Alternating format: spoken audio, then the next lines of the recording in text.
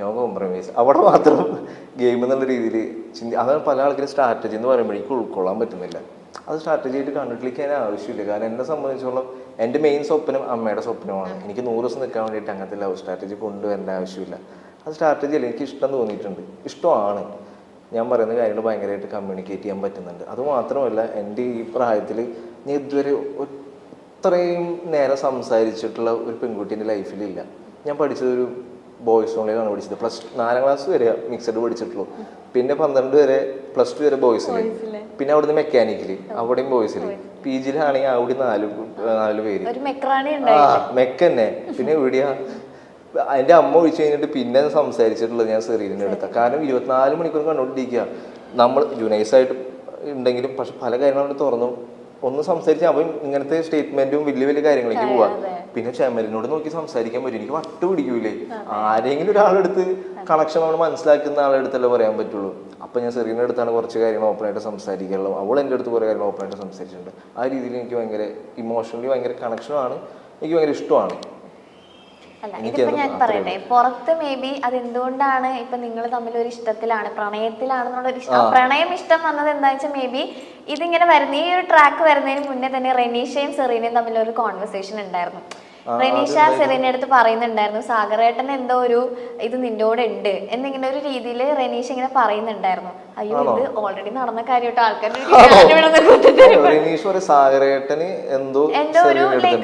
ഒരു ഇത് സെറീനെ അടുത്ത് ഉണ്ട്. അപ്പൊ സെറീന അവിടെ നിന്ന് ഇനിയിപ്പോ അങ്ങനെ ഉണ്ടെങ്കിലും റെനീഷ ചോദിക്കുന്നുണ്ട് അങ്ങനെ ഉണ്ടെങ്കിലും നീ നോയല്ലേ പറയുള്ളൂ. അപ്പൊ സെറീന അഫ്കോഴ്സ് ഞാൻ നോയെ പറയുള്ളൂ എന്ന് പറയുന്നുണ്ട്.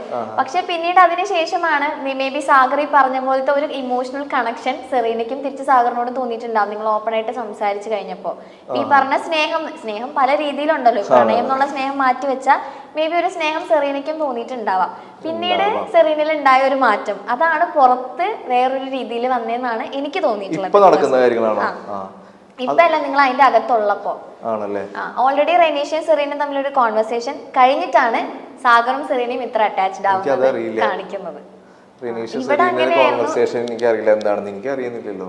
അറിയുന്നില്ല. അങ്ങനെ ഒരു കോൺവെർസേഷൻ കഴിഞ്ഞിട്ടാണ് ഈ പറഞ്ഞ പോലെ നിങ്ങളുടെ ആ ഒരു കൂട്ടും ഇതൊക്കെ നമ്മൾ കാണുന്നത്. അപ്പൊ ഒബ്വിയസ്ലി അത് വെച്ചിട്ടാണ് ആളുകൾ കണക്ട് ചെയ്യുന്നതെന്നാണ് എനിക്ക് തോന്നിയിട്ടുള്ളത്.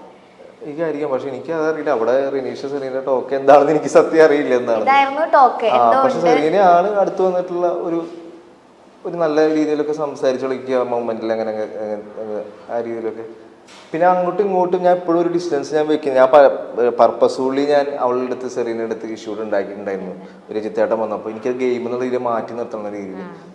പക്ഷെ ഞാൻ പിന്നെ ആലോചിച്ചു നമ്മൾ ഇഷ്ടപ്പെടുന്ന ആൾക്കാരെ തന്നെ വെറുപ്പിക്കേണ്ട ഒരു അവസ്ഥ വരികയാണല്ലോ. അപ്പം ഞാൻ രാത്രി ചെയ്യുമ്പോഴാ ഞാനിങ്ങനെ പർപ്പസ്ഫുള്ളി ഗെയിം എന്നതിൽ മാറി നിൽക്കുന്നതാണ് കേട്ടോ. ഞാൻ അങ്ങനെ ഒരു സംഭവം ജനങ്ങളുടെ ഇടയിലും ജനങ്ങളുടെ ഇടയിലല്ല അവിടുത്തെ കണ്ടസ്റ്റൻസിൻ്റെ ഇടയിൽ ഉണ്ടായിക്കോട്ടെ. കാരണം ഇനി നോമിനേറ്റ് ചെയ്യുമ്പോൾ റീസൺ എന്ന് പറയുമ്പോൾ സാഗറും സെറീനയും തമ്മിൽ ലവ് ട്രാക്ക് കളിച്ച് മുന്നോട്ട് പോവുകയാണ്. ഇങ്ങനെയൊക്കെ വരും. അത് നമുക്ക് രണ്ടുപേരും ബാധിക്കുന്ന സാധനം. ഞാൻ തന്നെ അവളുടെ അടുത്ത് പർപ്പസ്ഫുള്ളി അങ്ങനെ 1-2 പ്രാവശ്യം ചൂടായി സംസാരിച്ചിട്ടുണ്ട്. അവിടെയുള്ള ആൾക്കാർ പ്രൊവോക്ക് ചെയ്യുന്ന രീതിയിൽ.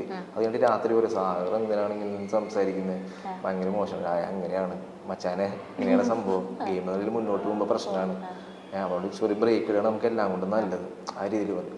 പക്ഷെ വീണ്ടും ഒരു സ്നേഹം എന്നുള്ള രീതിയിൽ ഒരു കണക്ഷൻ വേറെ ആരും സംസാരിക്കില്ല. പറയും നമ്മൾ പിന്നെ മനസ്സിലാക്കുന്ന ആൾക്കാർ അവരാണ്. പിന്നെ ആരോട് സംസാരിക്കാൻ എന്താ വന്നതെന്നറിയോ, നിങ്ങൾ ഇടയ്ക്ക് സോഫയിൽ ഇരുന്ന് സംസാരിക്കുമല്ലോ, എന്നിട്ട് ഉറക്കെ സംസാരിക്കാനൊക്കെ നിങ്ങൾ രണ്ടു സോഫയിൽ ഇരുന്ന് ഇങ്ങനെ സംസാരിക്കുമല്ലോ, അപ്പൊ താഴെ വരുന്ന കമന്റ്സ് അവരുടെ സ്നേഹം അത്രയും പ്യുവറായിരിക്കും, അവരിപ്പം അത് വേണ്ട, പുറത്തിറങ്ങിയിട്ട് അവരത് തമ്മിൽ സംസാരിച്ച് സെറ്റ് ആക്കാനായിരിക്കും എന്നൊക്കെ പറഞ്ഞു. അങ്ങനെ പോസിറ്റീവ് ആയിട്ടുള്ള കമന്റ്സ് ആയിരുന്നു കൂടുതൽ വന്നിട്ടുണ്ടായിരുന്നു. അവിടെ ഭയങ്കര ഓപ്പൺ ആയിട്ട് അങ്ങനത്തെ രീതിയിൽ സംസാരിക്കില്ല. പക്ഷെ ഒരു ഇഷ്ടം എനിക്ക് തോന്നിയിട്ടുണ്ട്, ഇഷ്ടമാണ്.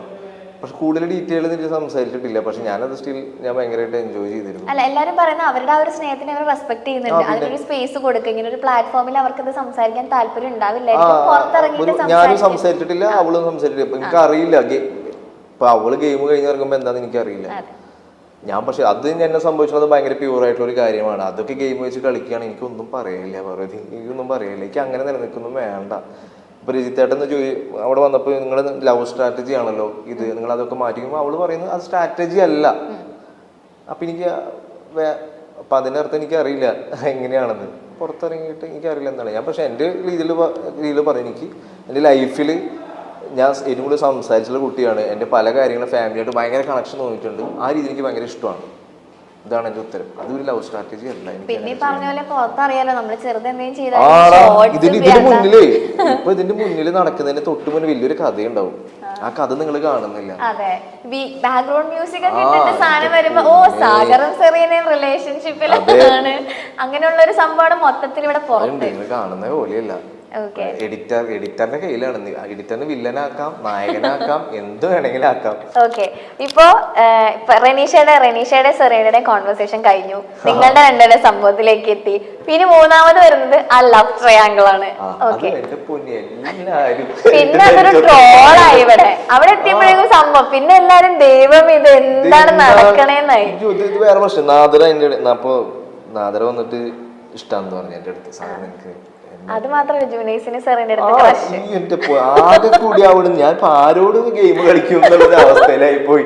അത് എനിക്ക് ജൂനൈസ് പലപ്പോഴും നമ്മൾ 3 പേരായിട്ട് ഇരിക്കുമ്പോൾ ജൂനൈസ് സെറീനയുടെ അടുത്ത് സംസാരിക്കുമ്പോൾ എനിക്ക് മനസ്സിലായിട്ടുണ്ട് ഏകദേശം എന്തോ ഒരു ഇതുണ്ടെന്ന്. അപ്പൊ ഇവര് രണ്ടുപേരും സംസാരിക്കണ്ടേ, ഞാൻ മൂന്നാമത് ഇരിക്കുമ്പോൾ ഞാൻ അവിടെ ഒഴിഞ്ഞു മാറിപ്പോവും. പക്ഷെ അത് സെറീനയ്ക്ക് മനസ്സിലായിട്ടുണ്ടാകുന്നില്ല. അപ്പൊ സെറീന ഒരു ദിവസം ഇത് മനസ്സിലാക്കിയ ദിവസം എൻ്റെ അടുത്ത് പറഞ്ഞാ സാറും ജൂനൈസിന് എൻ്റെ അടുത്ത് ചെറിയൊരു ഇഷ്ടമുണ്ട്. അപ്പൊ എനിക്കത് നേരത്തെ അറിയാം, എനിക്കത് നേരത്തെ തോന്നിയിട്ടുണ്ട്. അതുകൊണ്ട് ഞാൻ എങ്ങനെയും അവർ ഗ്യാങ്ങിൽ വരുമ്പോൾ ജൂനൈസ് എന്തെങ്കിലുമൊക്കെ എന്നെ പറ്റി ഇങ്ങനെയൊക്കെ പറഞ്ഞ് എന്തെങ്കിലുമൊക്കെ പറയും. ഞാൻ നൈസായിട്ട് എപ്പോഴും അതിന് രണ്ടുപേരും സംസാരിച്ചു. എനിക്കത് മനസ്സിലായിട്ടുണ്ടായി. പക്ഷെ സാർ എനിക്ക് എപ്പോഴും മനസ്സിലായിട്ടുണ്ടാകുന്നില്ല. പിന്നെ നാദരയുടെ കാര്യം എന്ന് പറയുന്നത് അവൾക്ക് തുടക്കത്തിൽ എന്നെ ഇഷ്ടമുണ്ടെന്ന് പറഞ്ഞിട്ടുണ്ടായിരുന്നു.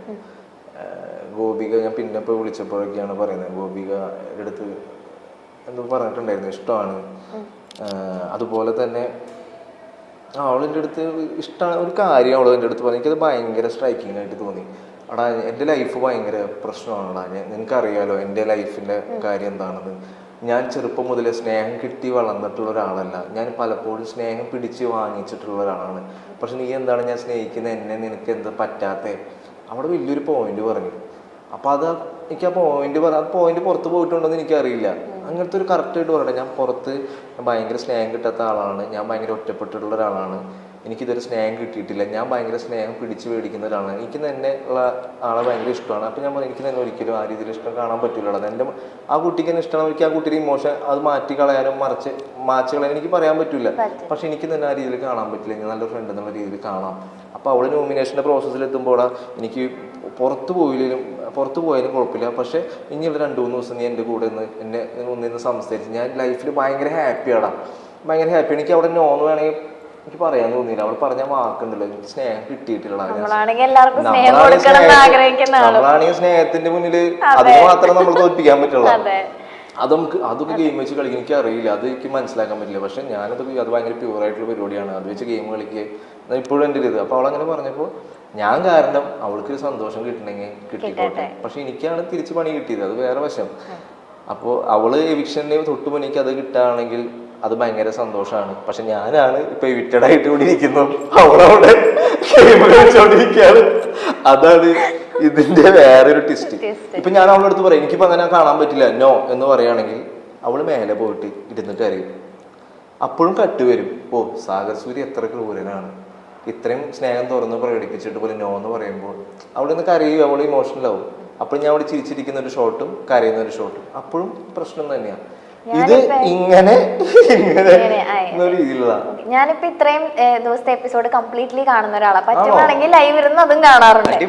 ഓക്കെ, അപ്പൊ ഞാൻ ചോദിക്കുന്നത് എന്താ വെച്ച് കഴിഞ്ഞാൽ സാഗർ ഇറങ്ങി കഴിഞ്ഞിട്ടും ഞാനൊരു പോയിന്റ് ചിന്തിച്ചിട്ടുണ്ട്, എന്താ സാഗർ ഇതിന് മറുപടി പറയാത്തേന്ന് ഞാൻ അടക്കം ചിന്തിച്ചിട്ടുള്ള കാര്യം നാദിരയുടെ കാര്യത്തില്. എന്തുകൊണ്ടാണ് അതിന് റെസ്പോണ്ട് ചെയ്യാത്ത ഒരു എന്തെങ്കിലും ഒരു ക്ലാരിഫിക്കേഷൻ അത് ഷീച്ചേട്ടൻ ഇടക്ക് വന്ന് പറഞ്ഞില്ലായിരുന്നു, നിങ്ങൾ ഒന്നില്ലെങ്കിൽ ഇതിനൊരു ക്ലാരിഫിക്കേഷൻ ആളുകൾക്ക് കൊടുത്തേ പറ്റുള്ളൂ. ഇപ്പൊ ഷീച്ചേട്ടൻ വന്ന് പറയുമ്പോഴും ഞാൻ പറഞ്ഞു അതെ വേഗം കൊടുക്കുന്നത്, എന്താണ് ഇതിനെ പറ്റി ഒരു ക്ലാരിഫിക്കേഷൻ വരാത്തെന്നുള്ളത് ആസ് എൻ ഓഡിയൻസ് എനിക്ക് ഉണ്ടായിരുന്നു. പക്ഷെ പിന്നെ സാഗർ ഇറങ്ങി കഴിഞ്ഞിട്ടാണെന്ന് തോന്നുന്നു അവിടെ ഒരു കോൺവെർസേഷനിൽ പറയുന്നുണ്ടായിരുന്നു ഷീച്ചേട്ടൻ അടക്കം സെറീന അടക്കം എല്ലാവരും നാദിരയുടെ ഇമോഷനെ അത്രത്തോളം സാഗർ റെസ്പെക്ട് ചെയ്തിട്ടുണ്ടെന്നുള്ളത്. ആ ഒരു പോയിന്റാണ് സാഗർ ഇപ്പൊ ഇവിടെ നിന്ന് പറഞ്ഞിട്ടുണ്ടായിരുന്നത്. അപ്പൊ മേ ബി ആ ഒരു കാര്യം തന്നെ ആയിരിക്കുമല്ലോ, ആ ഒരു ഇമോഷനെ റെസ്പെക്ട് ചെയ്യുന്നുണ്ട്. പിന്നെ ഒരു 100 പ്രാവശ്യം അത് പറഞ്ഞിട്ടുണ്ട്, എനിക്ക് അങ്ങനെയില്ല. പക്ഷെ ഇത് പുറത്ത് വിടുണ്ടോ എന്ന് എനിക്ക് അറിയില്ല. ഉണ്ട് ബാത്റൂമിലൊക്കെ വെച്ചിട്ട് പറഞ്ഞ സമയത്തുള്ളതൊക്കെ കുറെ പ്രാവശ്യം കുറച്ചൊക്കെ വന്നിട്ടുണ്ട്. കേൾക്കുമ്പോ കലി വരും. അപ്പൊ ഞാൻ അവൾക്ക് അത് ഇറിറ്റേഷൻ ആവശ്യം നല്ല ഫ്രണ്ട്. അപ്പൊ സാഗർ സ്റ്റോപ്പ് ചെയ്യും. പിന്നെ ഫ്രണ്ട് എന്നുള്ള രീതിയിലാണ്. ഞാൻ ഒരു പ്രാവശ്യം ഞാൻ അത് ഭയങ്കര പ്യൂറായിട്ടുള്ള പരിപാടി. ഒരു പ്രാവശ്യം പേഴ്സണലി അവിടെ മാറി നിൽക്കാൻ എനിക്ക് ഗെയിം എനിക്ക് കളിക്കാൻ പറ്റുന്ന രീതിയിലേക്ക് എത്തി.